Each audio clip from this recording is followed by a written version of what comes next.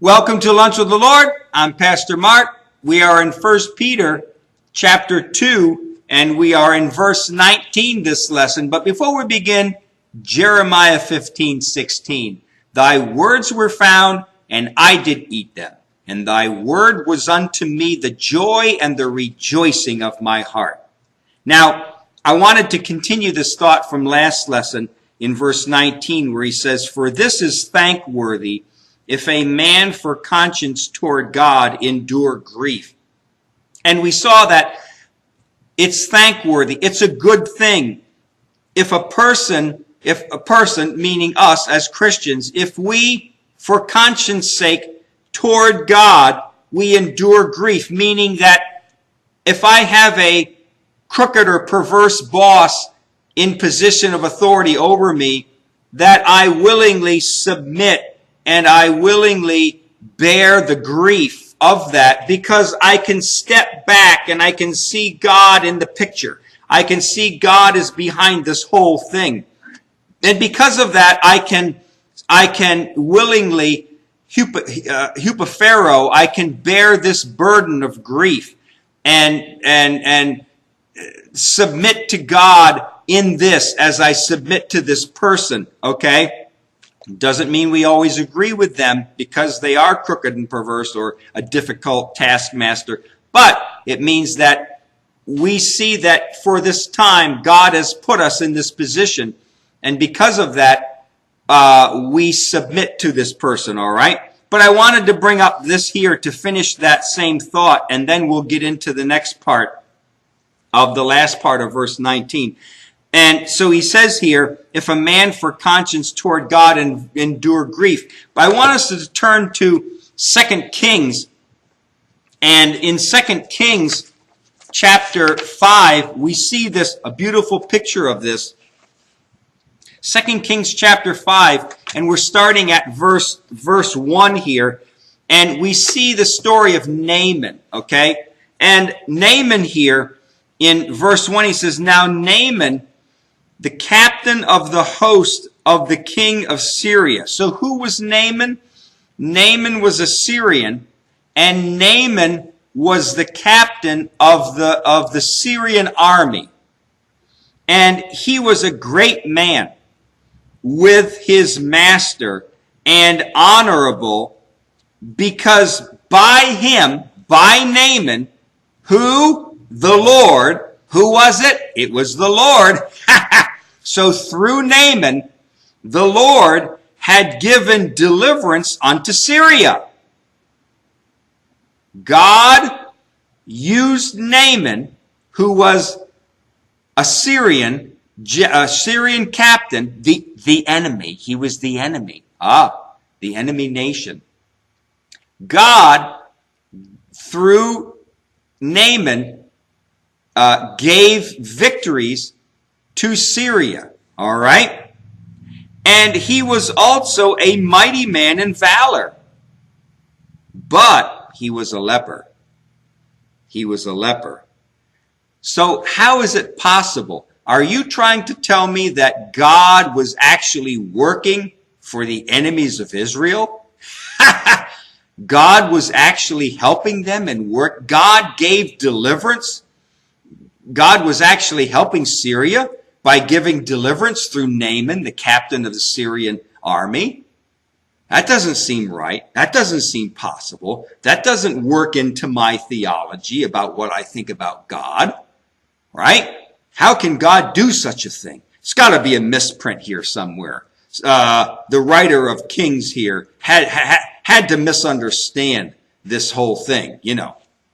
No, that's not it. Okay? So here's Naaman. He's the captain of the host of Syrian army, and God used him to bring deliverance to the nation of Syria. All right?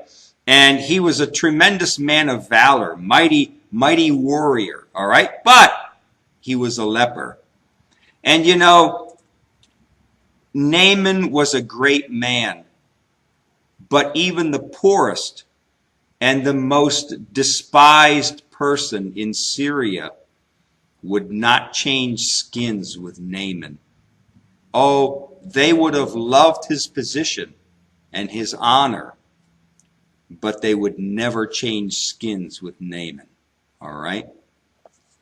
So in verse 2, and the Syrians had gone out by companies. So now here are the armies of the Syrians being probably led by Naaman. And where did they go? And they had brought away captive where? Out of the land of Israel? Are you telling me that God allowed the Syrian army to go into the promised land, the land that God gave to Abraham and Isaac and Jacob? How dare would God do such a thing? God led the Syrian army into the land of Israel, our beautiful land that God gave us. And so it says here, and had brought away captive out of the land of Israel a little maid. And she waited on Naaman's wife. So these Syrian army goes into Israel and they do battle and they take away some captives.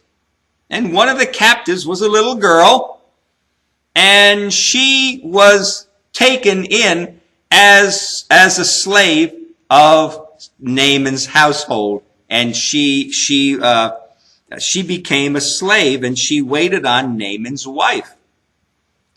What is she doing? What is this girl doing? She's supposed to hate her master. She's supposed to hate the enemy. And instead, she's serving the enemy. Why don't you call a rebellion against, why don't you rise up against your master and his wife? Why don't you do something? You're supposed to hate these people. You're supposed to hate Naaman. They're Syrians, right?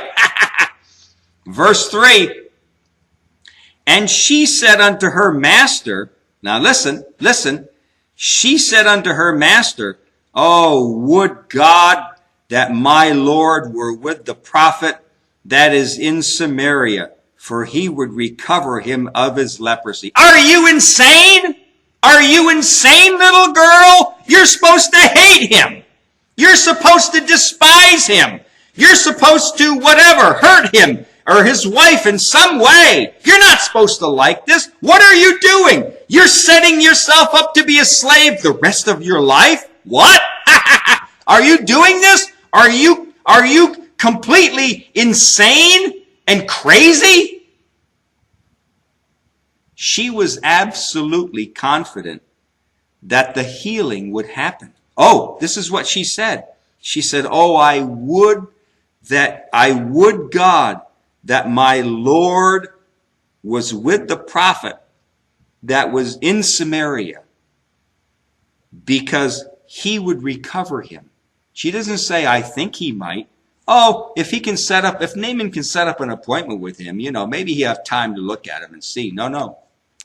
She said, if my Lord Naaman, my master Naaman, would go to Syria and see the prophet, he'd be recovered. She had confidence. She had confidence that Naaman would be healed if he could just go see that prophet.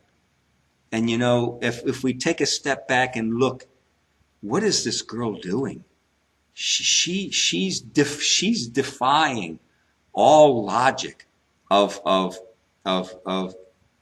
enemy and hatred and all these things that we should have. You were just taken captive. You were taken away from your homeland.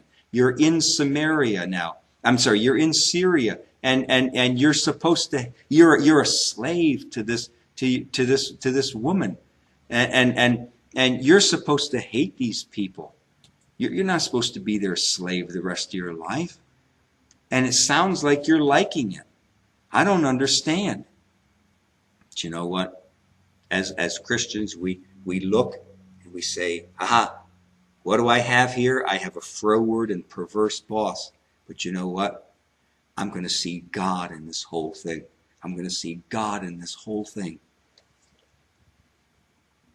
And verse 4, let me say this. It is never pleasant when we find ourselves in a grievous or stressful situation, but we trust that God will give us the things that we need to reveal him in that situation. And you know, this little girl here, you never see once where she ever complained or where she was ever hateful toward them or anything. She just wanted the best for her master and the master's wife. She wanted the best for Naaman. And she said, "Oh, I know my master has leprosy, but if he could just see the prophet, God would heal him. He'd be healed." And in verse 4, and one went in and told his Lord, saying, "Thus and thus said the maid that is in the land of Israel." You know, this maid bore up under the circumstance that God had guided her into. And she worked for the enemy, but she revealed God's love and grace in her circumstance. We never hear about her ever again in the Bible, but these few verses reveal her heart toward God and toward her captors. You know, it's an amazing thing how God can put us in situations that are not so desirable. But like this girl, I hope that if I'm ever in that situation or you're ever in that situation, you would have the strength in heart that this little girl had, that she would bear up under the grief, bear up under. It must have been tremendous for her to be taken captive, away from her family, away from her homeland, away from all that she knew since she's grown up, taken out, taken to a whole new land, a whole new government, a whole new way of thinking, maybe a whole new speaking, language or whatever, all new. Here's this little girl, and she becomes a maid, and now she has to serve the enemy. And she never complains. And then not only does she not complain, but she wants to help her captor. She wants him to be healed. And I'm sure you know the story. Naaman does go, and Naaman does get healed, and we never hear of her ever again. We don't know what happened to her, but I'm sure when we enter into eternity, we will see her, and we will find out what happened. We will find out. Was she a servant or the rest of her life? Was she eventually set free? Maybe we'll find out when we meet her in glory. You know what I mean? So he says here in verse 19, this is thankworthy if a man for conscience toward God, if they endure grief, if you bear up under that grief, bear up under that hard taskmaster. And then he says here to finish this verse, suffering wrongfully. And the Greek here for suffering wrongfully means to suffer unjustly or to suffer without a cause. Remember, Peter here is addressing servants and their relation to their masters. Back in Peter's day, it was not uncommon for servants to be exposed to abuse by their masters. Servants and slaves had very little or no representation at all, or no security against being abused. The whole system was one of oppression. And with oppression comes abuse. And unlike today, there was very little that could be done to protect the slave or to protect the servant of a master, especially an abusive master. But this gave opportunity for the servant to bear up under the abuse and to exhibit a proper spirit toward God and the abuser, just like this little girl did with Naaman and Naaman's wife. You know, it is acceptable with God if we suffer wrong, regardless of where that wrong comes from. Whether it's from persecution, or maybe it's coming from a misunderstanding, or from jealousy, or from envy, whatever it is, or wherever it comes from, we are to reflect a proper spirit which honors God and His Word. Let me finish this lesson with Matthew chapter 5. Matthew chapter 5, verses 10 through 12. And it says, "Blessed are they which are persecuted for righteousness' sake, for theirs is the kingdom of heaven. Blessed are ye when men shall" what? "Revile you and persecute you, and shall say all manner of evil against you." What? Falsely. Falsely. That means without a cause. Falsely. For my sake. For the sake of Christ. Okay? Verse 12. What are we to do when people reject us and revile us and accuse us falsely when there's no cause? What are we supposed to do as Christians? Verse 12. Rejoice. Don't be depressed. Don't be guilty. Don't feel guilty. Don't condemn yourself because you were treated that way. He says, rejoice and be exceeding glad. Why? For great is your reward in heaven. For so persecuted they the prophets which were before you. That's what we do. We rejoice and we're exceeding glad because we were accounted worthy to suffer persecution for the sake of Christ. And you know, like this little girl with Naaman, we don't like the situation. It's all new, but we bear up under the hard taskmaster. We bear up under the difficult boss, the difficult person, and we honor God and we love Him and we serve Him and we reveal Christ in that situation. All right? And because of that, it touches people's hearts. God will use it. God will use it for His glory in some way, to touch another co-worker's life, to touch maybe even the boss's life. All right?